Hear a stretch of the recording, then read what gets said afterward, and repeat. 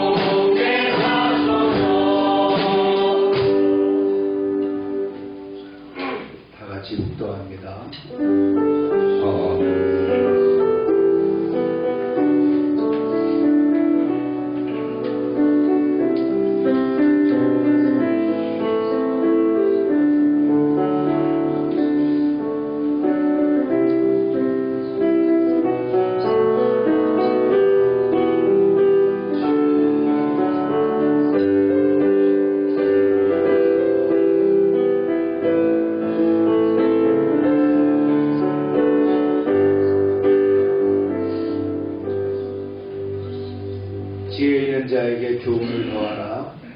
그가 더욱 지혜로울 것이요 의로운 사람을 가르치라. 그의 학식이 더하리라. 또 내가 많은 증인 앞에서 내게 들은 말을 충성된 사람에게 부탁하라. 그들이 또 다른 사람을 가르칠 수 있으리라. 가르침을 받는 자는 말씀을 가르치는 자와 모든 좋은 것을 함께하라. 아멘.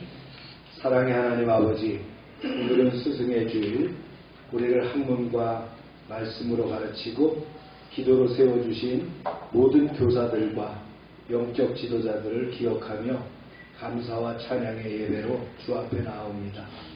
하나님, 우리에게 귀한 스승을 보내시고 믿음 안에서 양육받게 하신 그 사랑을 감사드립니다. 아멘. 하나님, 우리가 배우는 자로서 겸손히 배우게 하시고 아멘. 또한 누군가에게는 진리의 길을 보여주는 스승으로 살아가게 하소서. 아멘. 제자가 그 스승보다 높지 못하나 누구든지 온전하게 되면 그 스승과 같으리라 하는 주님의 말씀처럼 우리 모두가 예수 그리스도를 닮아가며 배우고 또 가르치는 삶으로 부르심을 감당하게 하여 주시옵소서. 아멘. 이 예배를 통하여 너희에게 분부한 모든 것을 가르쳐 지키게 하라는 주님의 지상명령을 다시 새기게 하시고, 가르침을 받는 자는 말씀을 가르치는 자와 모든 좋은 것을 함께 하라는 말씀처럼 서로 존중하고 세워가는 공동체가 되게 하옵소서. 아멘. 가르치는 이들 위해 하늘의 지혜와 인내와 사랑과 권세를 더하여 주시고, 배우는 자들 위해 열린 마음과 순종의 기쁨을 허락하여 주옵소서. 아멘. 우리의 모든 가르침이 사람의 지혜가 아닌 성령의 감동과 하나님의 말씀 위에 서게 하시며, 지혜 있는 자에게 교훈을 더하라. 그가 더욱 지혜로울 것이요 하신 말씀처럼 스승과 제자 모두가 함께 성장하는 믿음의 공동체가 되게 하옵소서. 아멘. 이 예배가 주님께 드리는 향기로운 제사가 되게 하시고, 우리의 교회 안에 세우신 모든 교사들과 교육자, 사역자들에게 위로와 능력, 새 힘과 기쁨을 가득 부어 주옵소서. 아멘. 예수님의 이름으로 기원하옵나이다. 아멘.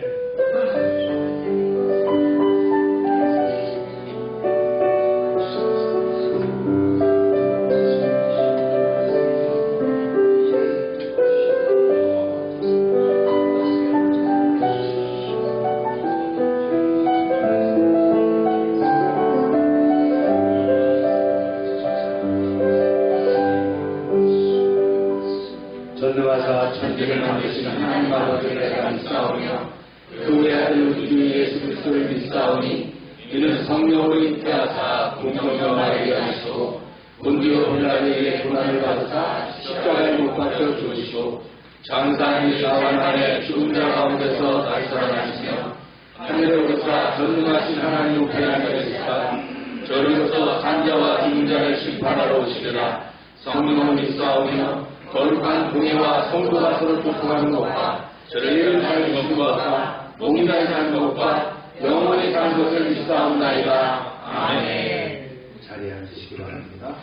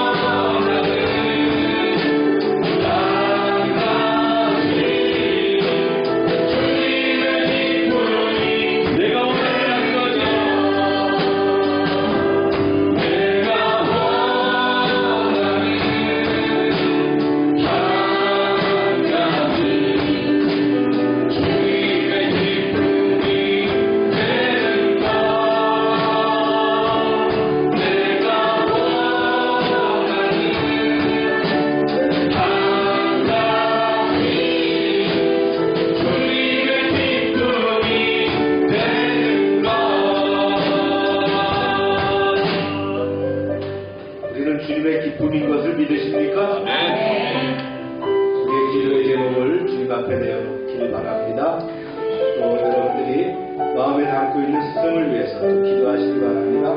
주여 하고 기도합니다. 주여.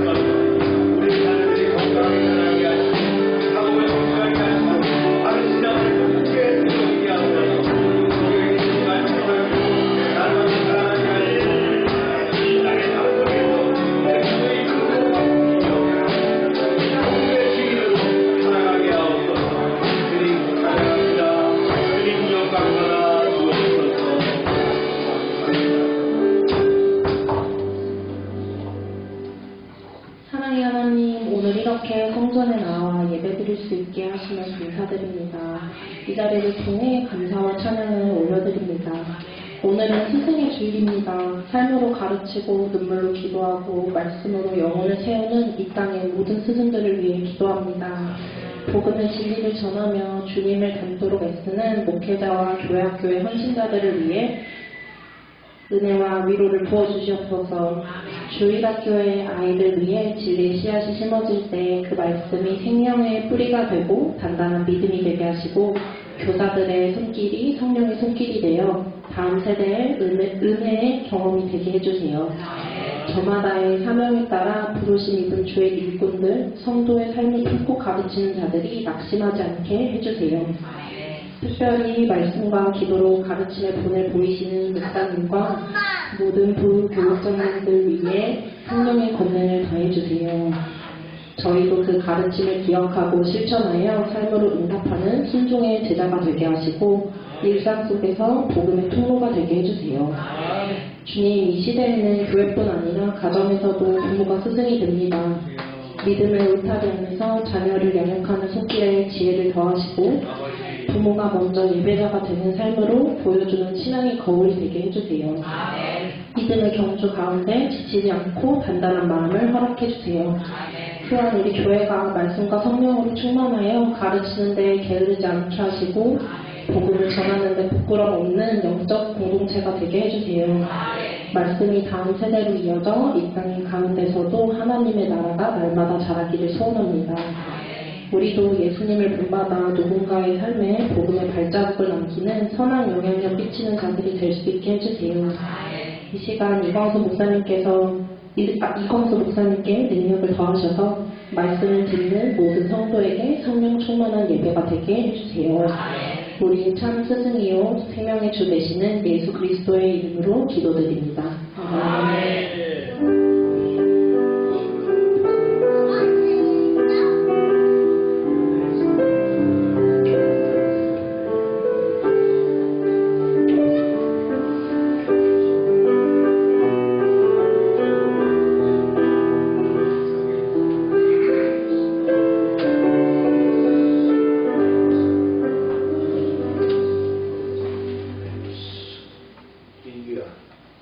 주고 한 장 갖다죠.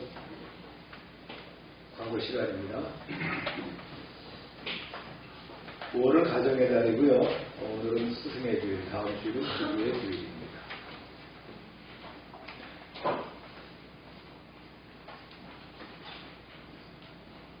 내일 우리가 전도를 생활합시다. 큐티 성실하게 해주시고요. 오늘 애차는 카레와 스파입니다. 아동센터 프로그램들 진행되고 있습니다.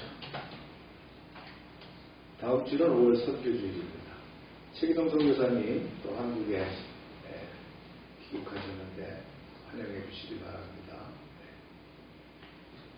읽겠습니다. 시작. 오늘 이르느니라. 시작. 바로가 이 일을 듣고 모세를 죽이고자 하여 찾는지라. 모세가 발을 낯을 피하여 미디안 땅에 머물며 하루는 우물 곁에 앉았더라. 그가 아들을 낳음에 모세가 그의 이름을 게르솜이라 하여 이르되 내가 타국에서 나쁜 애가 되었음이라 하였더라. 하나님이 그들의 고통 소리를 들으시고 하나님이 아브라함과 이삭과 야곱에게 세운 그의 언약을 기억하사. 기도합니다. 하나님, 오늘도 말씀 가운데 주님께서 성령의 영감으로 함께하여 주셔서 말씀을 증거하며 부족하지 않게 하시고 말씀을 듣는 이들이 말씀 속에서 주님의 뜻을 발견하며 주님의 음성을 듣게 하여 주시옵소서. 아멘. 예수님의 이름으로 기도합니다. 아멘. 모세가 출생한 후에 어느덧 40년이 흘렀습니다. 히브리인들의 그 혹독한 노예 생활도 계속됐죠. 애굽은 바로왕이 우두머리가 되어 국가를 통치하는데 다신교 국가 체제입니다. 그래서 종교 세력이 왕궁의 세력과 상당히 그 비슷하게 균형을 이뤘어요. 그만큼 사제들의 역량이 컸던 나라입니다. 그런 흔적들이 남아있죠.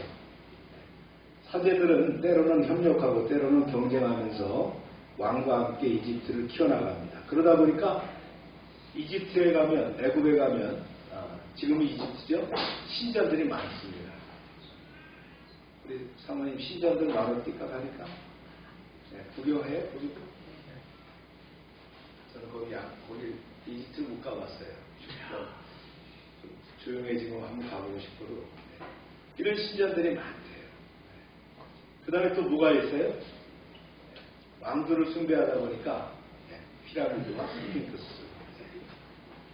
이런 것들이 많은 나라. 이거 다 누가 만들어요?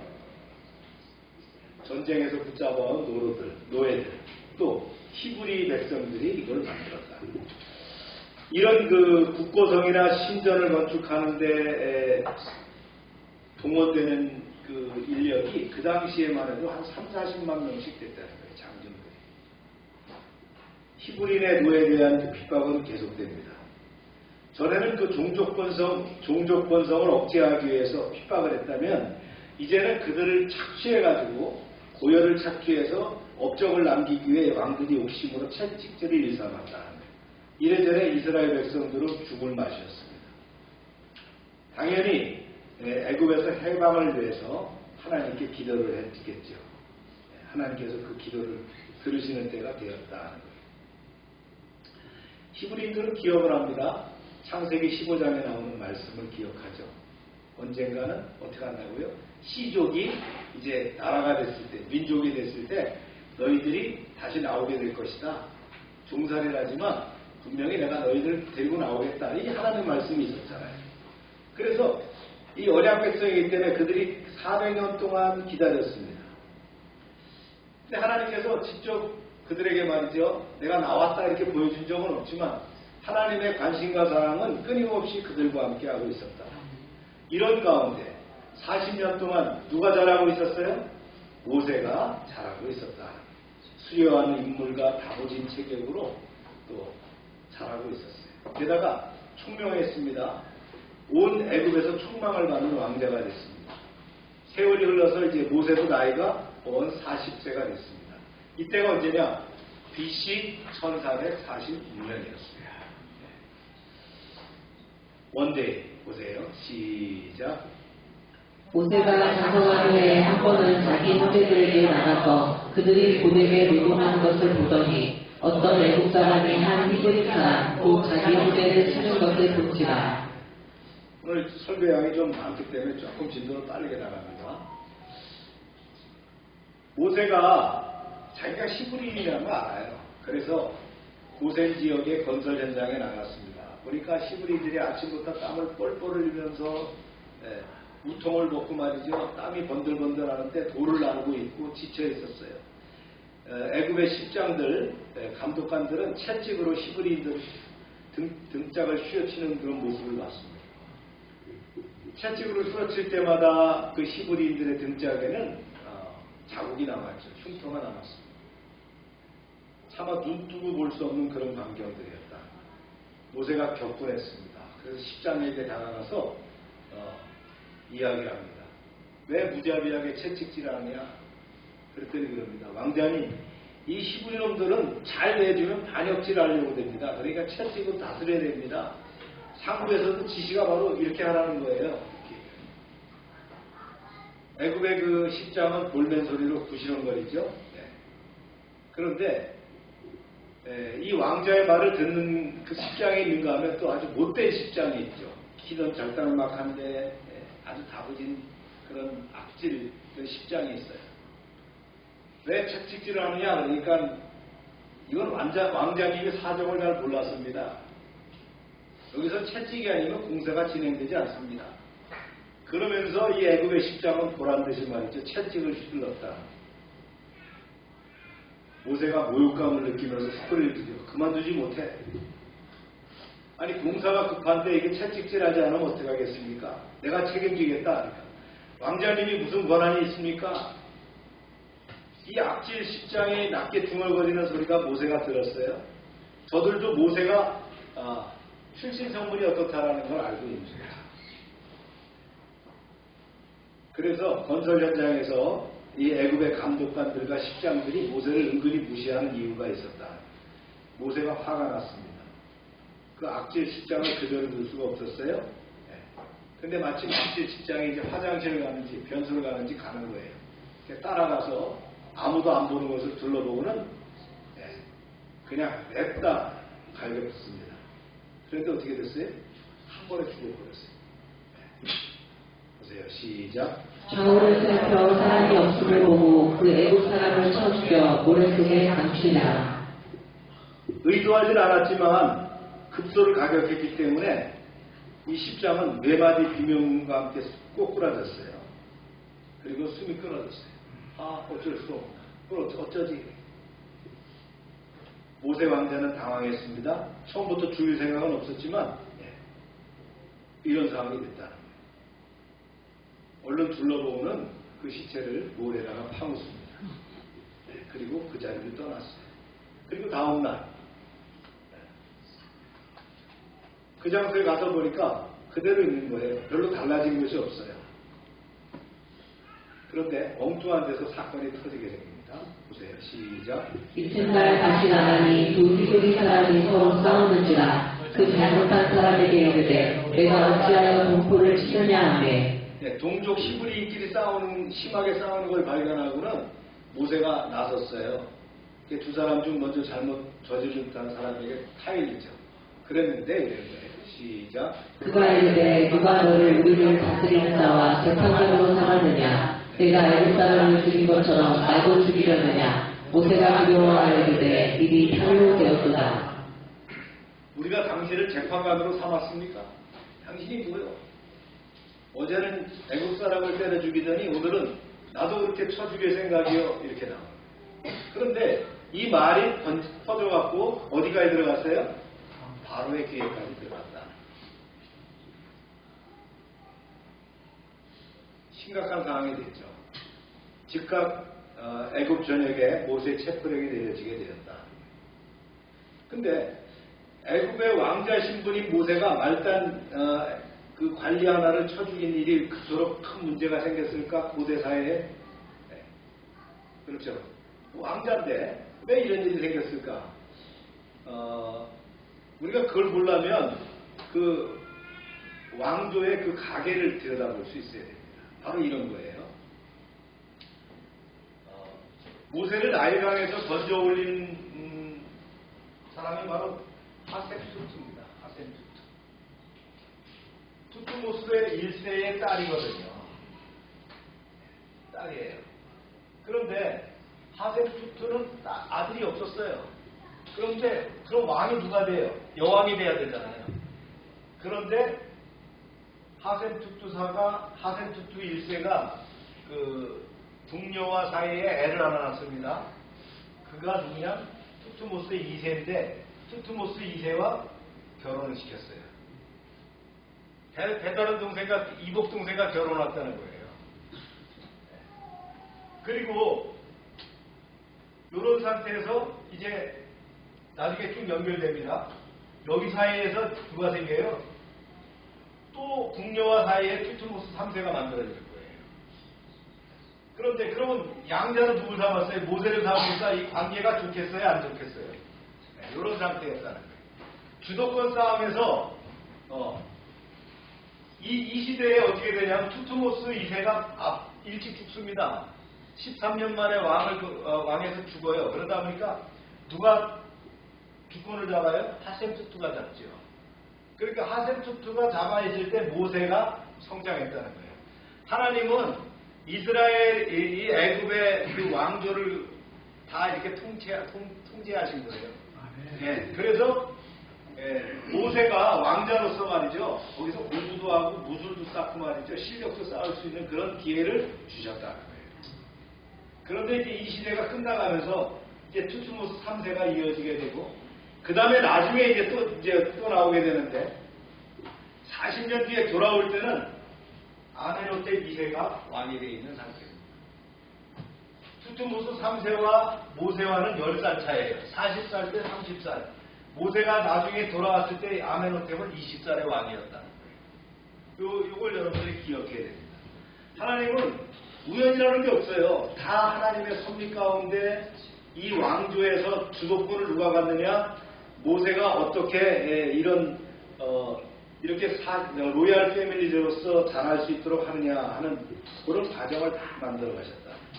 그래서 도망가게 되었다. 어디로 도망갔어요? 미디안 땅으로 돌아갑니다. 미디안 땅이 어디냐면, 이게 미디안 광야가 이제 이 아라비아 반도 쪽이라면 미디안은 전부 여기를 미디안입니다. 근데 미디안 이쪽으로 간 게 아니라 시내산 쪽으로 갔어요. 시내산 쪽으로. 여러분 재밌죠? 왜 하필이면 40살에 여의치 않게 사비를 하게 되고 도망자 생활로 시내산 쪽으로 말이죠 가서 목부가 되게 했을까? 왜 그랬어요? 훗날에 이스라엘이 어떻게 합니까?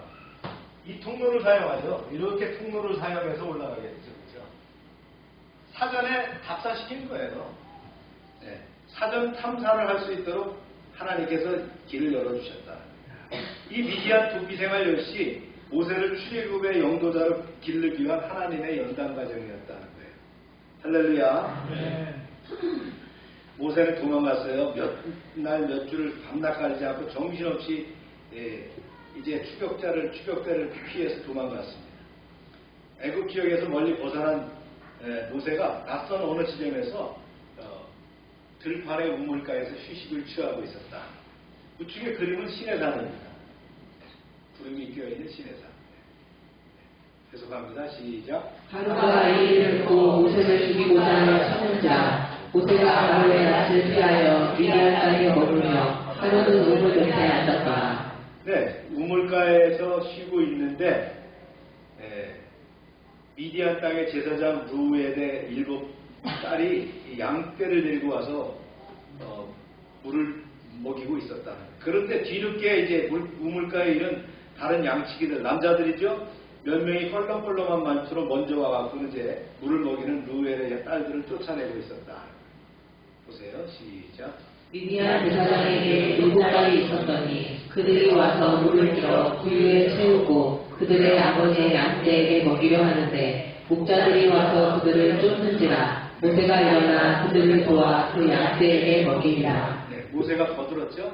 여보시오, 내가 쭉 지켜보니까 처자들이 먼저 와서 물을 먹이고 있는데 늦게 와서 그러면 되겠어? 처자들이 물을 다 먹이면 그 후에 먹는 게 순서 아니겠어? 그랬더니 어떻게 했어요? 목자들이 가만히 있겠어요? 불러온 소리인데. 예. 서너 명이 팔을 걷어붙이고 모세에게 다가왔습니다. 그러고는 양을 치는 그 지팡이로다가 모세를 가격하려 했다는 거예요. 하지만 애초부터 싸움이 안 되는 거죠. 모세는 어떤 사람이에요? 네, 궁중에서 정통 무술을 배운 사람이에요. 그래서 누가 이기겠어요? 서너 명쯤은 너끈히 해치웠단 말이에요. 양치기들이 겁에 질려가지고 헛소리를 하면서 양떼를 물고 사라졌다. 그러자 이제 모세는 그 자리에서 일어나서 7 처자를 도와서 양떼 물을 먹였다.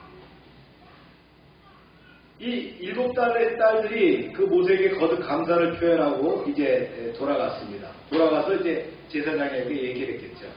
보세요. 시작. 그들이 그들의 아버지 루엘에게 이를 때에 아버지가 이르되 너희가 오늘은 어찌하여 이같이 속히 돌아오느냐. 그들이 이르되 한 애국 사람이 우리를 목자들의 손에서 건져내고 우리를 위하여 물을 길어 양떼에게 먹였나이다. 네.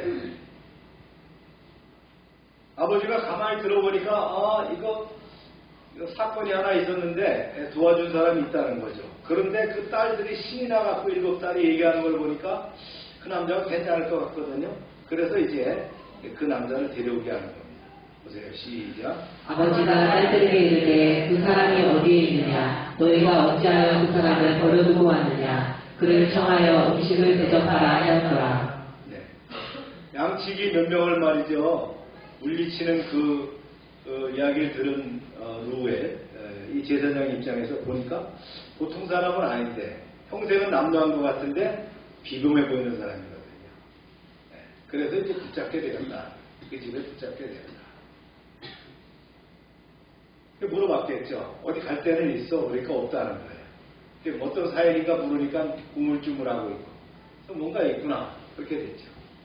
그리고는 이제 우리 집에 머물 곳이 있으니까 누추하지만 함께 삽시다 이렇게 된 거예요. 그러면서 이제 시간이 지나다 보니까 이렇게 됐어요. 시작. 모세가 그와 동거하기를 기뻐하네. 그가 그의 딸 시보라를 모세에게 주었더니 큰딸 시보라를 주게 됐다. 그래서 이제 아이가 생겼어요. 시작. 그가 아들을 낳으니 모세가 그의 이름을 게르솜이라 하여 이르되 내가 타국에서 낳은 애가 되었습니다 하였더라. 네. 모세 트라우마가 있죠. 네. 그래서 아들 이름을 뭐라고 줬어요? 게르솜. 나그네라는 이름으로 쳤다. 그 다음 계속 진행됩니다. 역사는 시작. 여러 해 후에 애굽 왕은 죽었고 이스라엘 자손은 고된 노동으로 말미암아 탄식하며 부르짖으니 그 고된 노동으로 말미암아 부르짖는 소리가 하나님께 상달될지라. 네. 이렇게 죽었다는 거예요. 투트모스 2세도 죽고 이제 투트모스 3세로 연결해서 이렇게 연결해서 이제 아멘부터 2세까지 왔다는 거예요. 이때가 언제냐? 1446년. 이렇게 됐다. 자, 이런 역사 가운데서 하나님은 이스라엘 백성들의 소리를 들으셨죠. 시작. 하나님이 그들의 고통 소리를 들으시고 하나님이 아브라함과 이삭과 야곱에게 세운 그의 언약을 기억하사 하나님이 이스라엘 자손을 돌보셨고 하나님이 그들을 기억하셨더라. 기억하셨다라는 것은 행동 계시를 하셨다. 자, 말씀 한번 정리해 볼게요. 네. 모세는 출애굽기 2장에서 자신이 누구인지 어디에 속해 있는지를 고민하고 행동 연기지만 그 과정에서 실패와 도망이라는 혹독한 시간을 겪게 되죠. 이 장면은 인간적인 열심과 하나님의 때 사이의 긴장 속에서 하나님의 사람으로 준비되어 가는 과정이었다. 이런 과정이 누구에게나 있다는 거예요. 믿음의 사람. 그래서 모세가 장성한 후에 이제 자기 형제에게 나아가 그랬는데요. 이 말씀은 모세가 단지 나이만 먹은 것이 아니라 자신이 히브리인이라는 정체성을 자각하게 되었다는 거예요. 애굽 왕궁에서 자란 모세는 권력과 안정 속에서 살 수 있었지만 억눌린 동족을 외면할 수 없었어요. 그래서 그는 히브리인이 맞는 것을 말이죠. 의분의 분노를 못 참고 이를 저지르게 됐죠. 그러나 이는 뭐예요? 하나님의 때도 방법도 아니었다는 거예요. 우리가 늘 주의해야 될 그겁니다. 하나님의 때가 언제냐?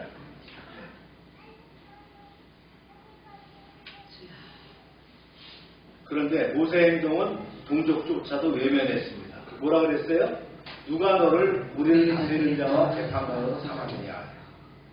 이 말은 뭡니까? 모세가 지도자로서 나설 자격이 없다는 냉혹한 평가죠. 이 한마디 그의 민족적 열심에 찬물을 끼얹게 되고요. 광야로 내보는 계기가 됐습니다. 미디안에서 모세는 오랜 침묵 시간을 보냅니다. 그는 제사장의 딸과 결혼하고 가정을 이루지만 스스로를 이방인 나그네가 된 게르솜이라고 여겼다.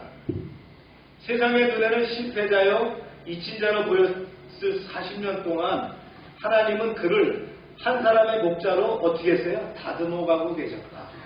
이 기간 모세에게 인내를 배우고 섬김을 익히며 권력을 내려놓는 시간이었어요.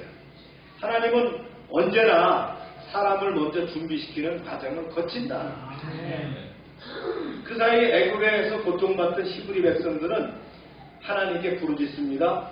출애굽기 22장 24절 25절을 보면 하나님이 그들의 고통 소리를 들으시고 연약을 기억하사 그들을 돌보시고 기억하였더라.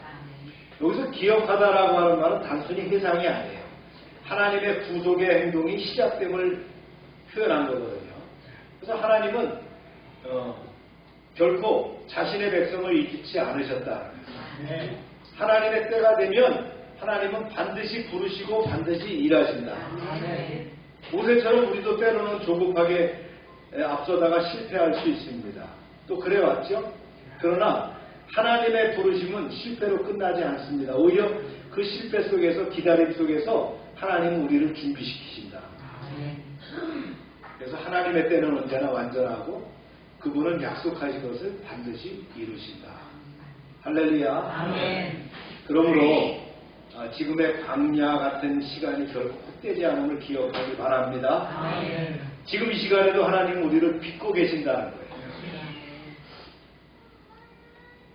그리고 언젠가 하나님의 시간이 이르렀을 때 우리를 일으켜 세울 것일 줄로 믿습니다. 아멘. 우리는 신앙의 여정을 살아가면서 하나님 앞에서 어떤 사람으로 되어갈지를 고민합니다.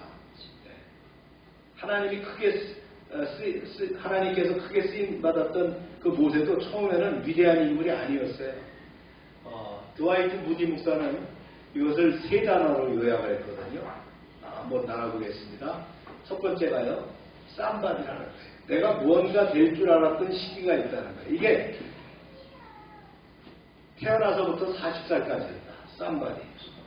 애국의 궁중에서 로얄 패밀리로 자라났죠. 물론 나일강에서 건전했지만 그는 이 하셉투트 공주의 말이죠.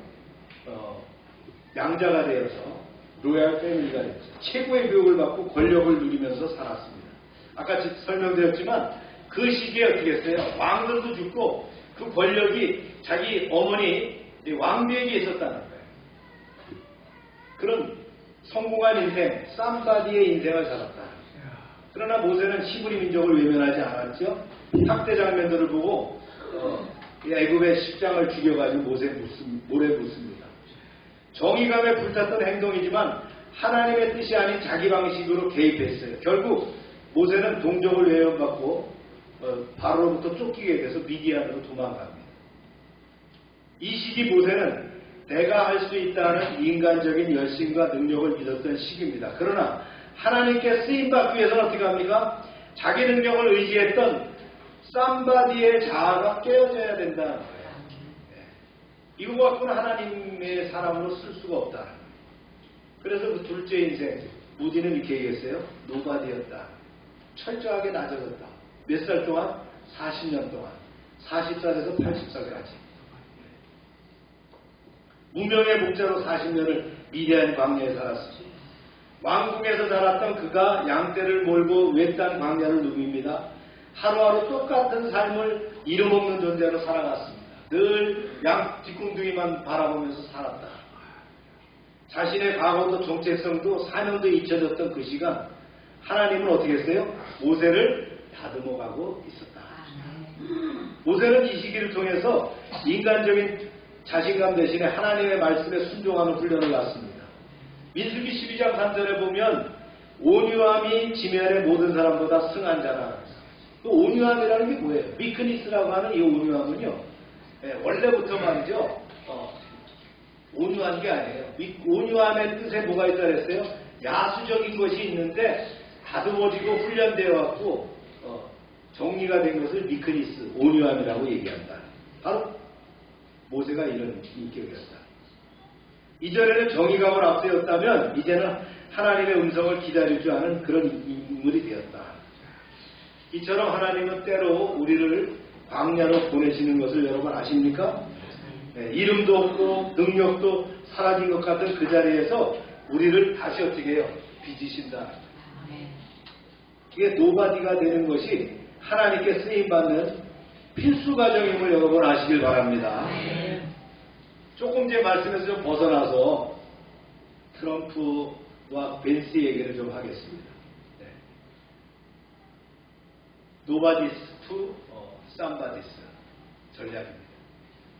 도널드 트럼프 대통령이 2024년에 인생에서 두 번째로 대통령에 도전하게 됩니다. 재임하는 게 아니에요. 떨어졌다가 다시 도전하는 거라. 역사적으로 처음이죠. 그런 2024 대선에서 주창했던 내용들이 있어요. 이게 이제 트럼프와 부통령인 벤스의 모습이죠. 경제적으로 소외된 계층, 이게 노바디거든요. 이 소외된 계층을 정치적인 존재감을 가진 국민들 쌈바디로 이끌려 올리겠다는 메시지를 기반으로 캠페인을 전개했다. 그가 공식 구호는 뭡니까? Make America Great Again이죠. 그렇지만 내면에는 뭐예요? 워싱턴 정치에서 배제된 중산층 이하의 백인 유권자들의 분노와 자절에 호소하는 전략을 찾겠다. 특히 어디에요? 러스트벨트. 이 철강산업단지죠. 러스트벨트 지역의 노동자 계층, 고조리아의 유권자들, 보수 기독교인들은 자신들이 무시당하고 잊혀진 존재라고 느꼈어요. 왜냐하면 공장들이 다 문을 닫았거든요. 왜냐하면 공장이 다 해외로 나가버렸으니까. 트럼프는 뭐랬어요? 당신들의 목소리를 대변하겠다라고 약속을 합니다. 그러면서 트럼프가 런닝메이트로 잡은 사람이 누굽니까? J.D. 벤스를 붙잡게 됩니다. 그래서 그 전략을 더 강화한 인물도 있죠. 이 벤스는요, 그가 쓴 작품이 있어요. 힐빌리의 노래입니다. 이 저자이고요. 오하이오의 노동자 계층의 그 가정의 출신입니다. 그가 실리콘밸리에 성공했고요. 하버드 로스쿨을 졸업했어요. 자신이 직접 노바디스에서 쌈바디스로 변화를 경험한 그런 인물이었어요. 트럼프의 메시지에 실질적인 정당성과 공감을 더하는 그런 인물이었다. 그런 트럼프가 부족했던 그런 정서적이고 그런 진정성 또 경제적 민중의 이미지를 보완하는 그런 역할들을 해냈어요. 박탈감을 느끼는 계층에게 나도 해냈으니 당신도 할 수 있다는 희망을 상징하는 그런 인물이었다. 그가 런닝메이트가 됐기 때문에 트럼프가 더 많은 표를 받을 수 있었겠죠. 트럼프 벤스의 조합은 2024년 선거에서 잊혀진 사람들의 감정을 다시금 정치적 동력으로 전환시키는 데 성공함으로 승리했다라고 평가를 받습니다.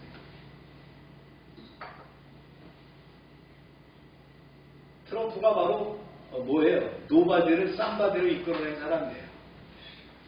근데 우리가 이제 트럼프에 대한 평가들을 보면 언론에서 많이 왜곡되게 하는 모습들을 보면서 저는 사실 안타까워합니다.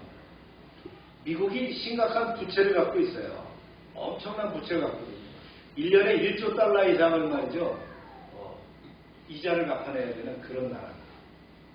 그 다음에 적자, 무역 적자가 심하죠. 왜냐하면 공장들이 다 나가 있으니까 다 사들여야 된단 말이에요.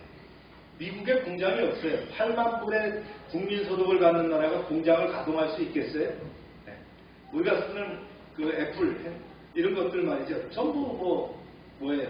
공장이 다 중국에 있거나 다 외국에 있어요. 미국에는 아무것도 애플 공장이 미국에 없어요.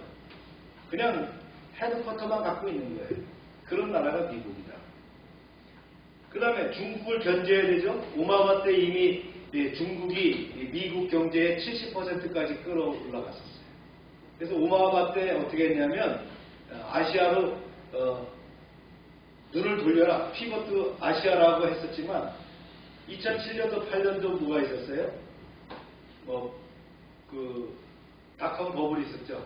그 경제적인 버블이 있는 바람에 그걸 못했어요. 그러다가 이제 트럼프가 들어오면서 2018년부터 이 일을 하게 돼요. 중국을 누르는 일을.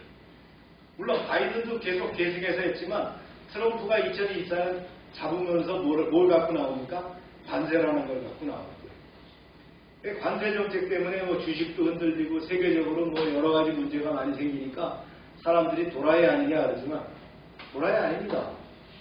트럼프만큼 똑똑한 사람이 어디 있어요? 이튼 스쿨 출신이고요. 그가 젊었을 때 벌써 쓴 책들을 보면 최고의 수준에 올라간 사람이에요.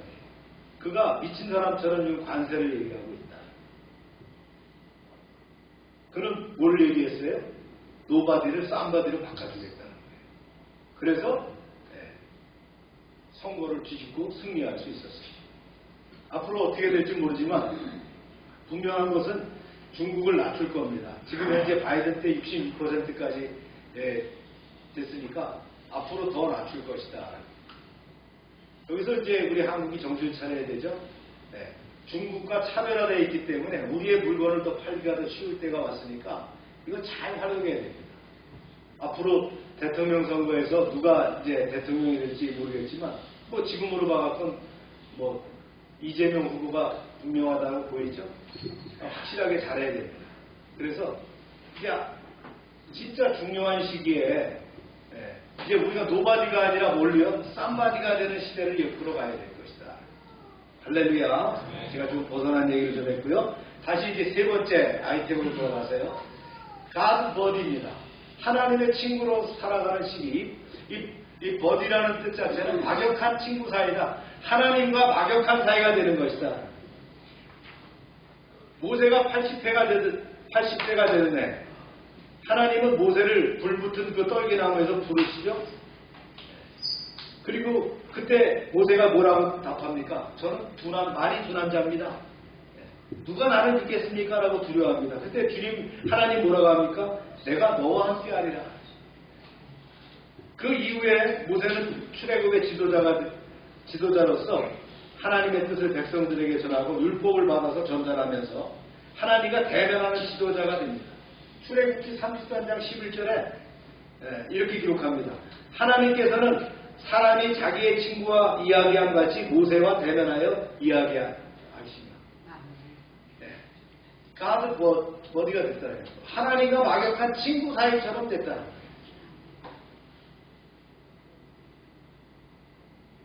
하나님의 음성을 듣고 하나님과 함께 일하며 하나님과 깊은 교제를 나누는 그런 사람이 된 것이죠. 모세의 인생은 우리의 인생과도 닮았습니다.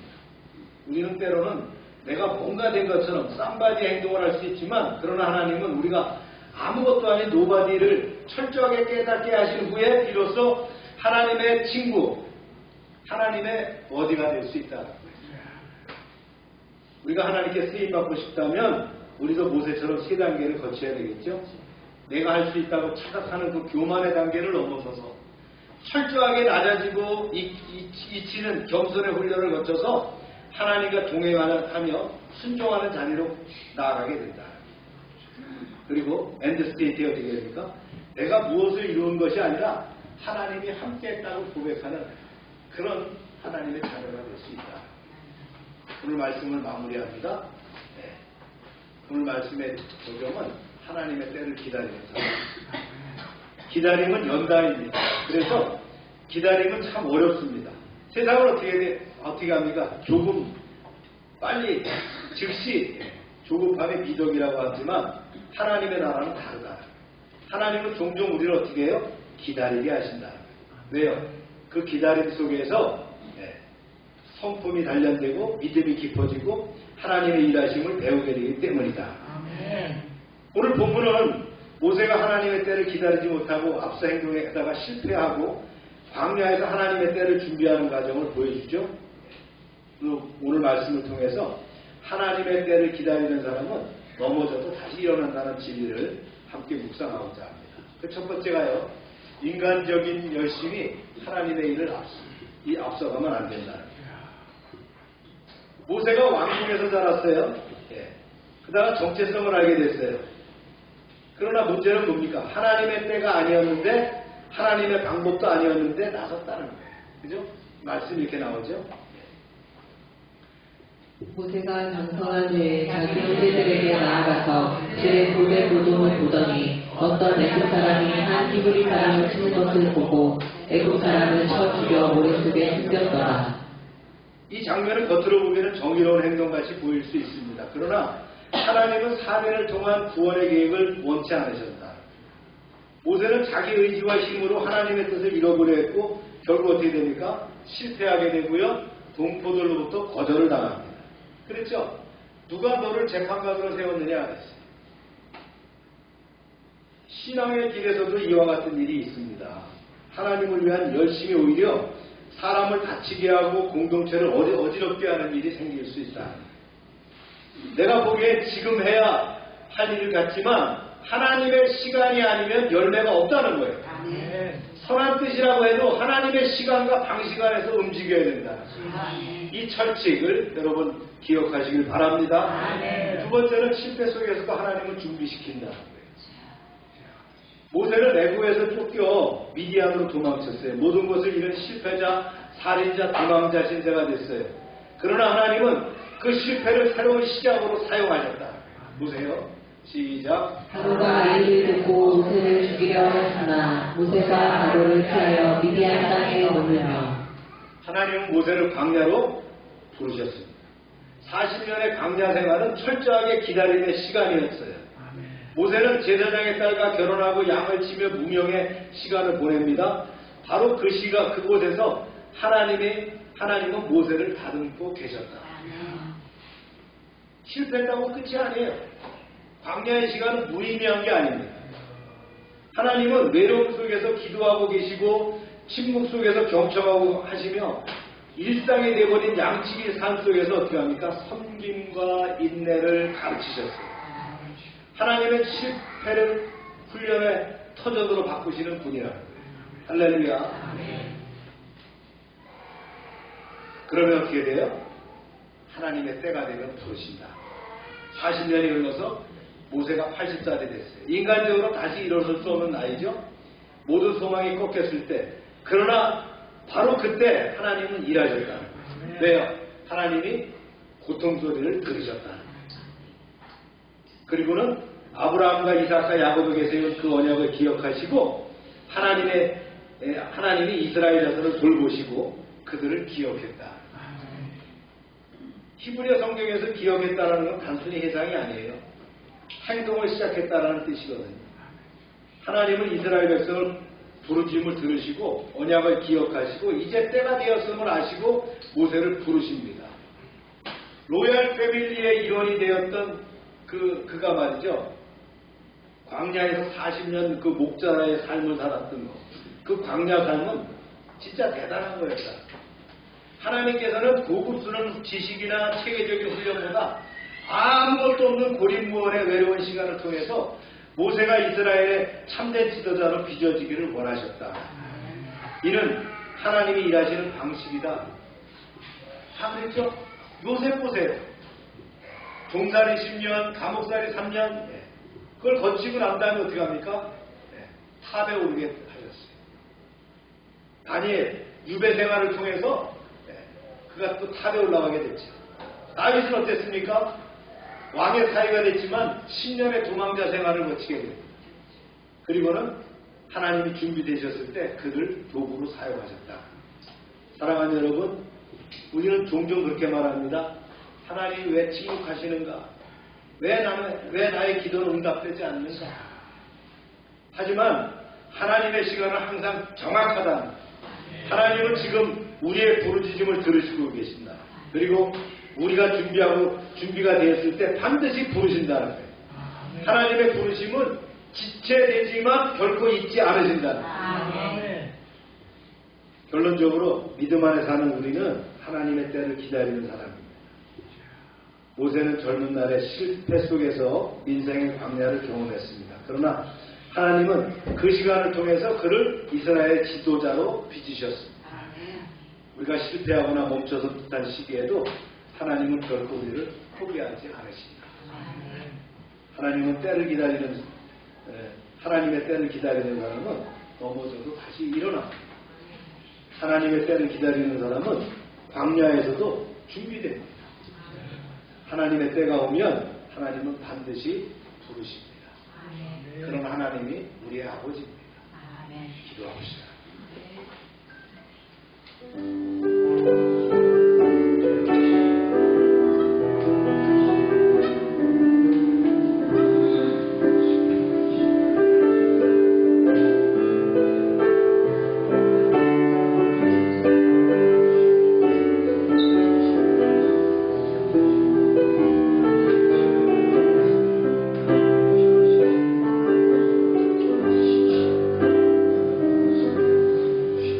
신실하신 하나님 아버지, 모세가 실패 속에서도 버림받지 않고 준비되었듯 우리도 하나님의 손 안에 있음을 믿습니다. 우리의 조급함을 내려놓고 하나님의 때를 기다릴 수 있는 믿음을 주옵소서. 광야 같은 기다림 시간에도 하나님이 여전히 일하고 계심을 믿게 하시고 당신이 부르시는 날을 소망으로 준비하게 하소서. 우리의 눈물과 좌절, 실패까지도 당신의 계획 안에 있음을 믿습니다. 합력하여 선을 이루신 하나님, 주님의 섭리와 주관하심이 온전한 신앙 안에서 감당치 못할 시험을 이기며 주님의 놀라운 표적을 보는 2025년 되도록 허락하여 주옵소서. 예수님의 이름으로 기도합니다. 다 같이 일어나셔서 595장 찬양하고